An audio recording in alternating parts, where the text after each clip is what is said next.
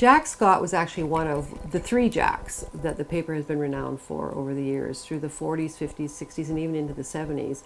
They kind of ruled the roost in terms of the writers that the paper had become known for.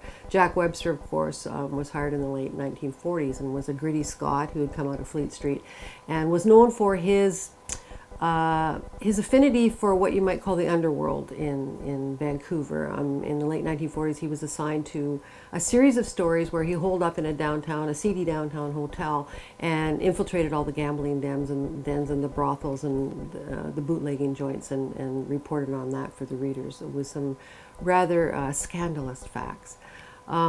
Jack Scott was just a master storyteller, and he did a number of jobs at the paper, but was known mostly for a column that he wrote for about a dozen years, kind of a precursor to Jack Wasserman, who would come after that, and then Denny Boyd.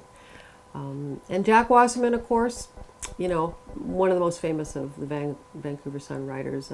He was the kind of the precursor to the gossip column, if you will. Started to shift at 4 o'clock every day, and he would spend the wee hours going into the nightclubs and into the cafes and sort of chronicling the stories of the people who worked after dark in Vancouver.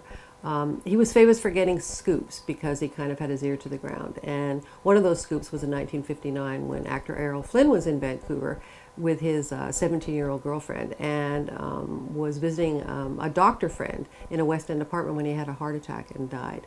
And Wasserman, of course, heard about it and covered the story and wrote a front page piece, which had the most interesting headline in hindsight, because even though Errol Flynn died in the apartment of a doctor, the Vancouver Sun headline said, "Starlet fails to save Errol Flynn."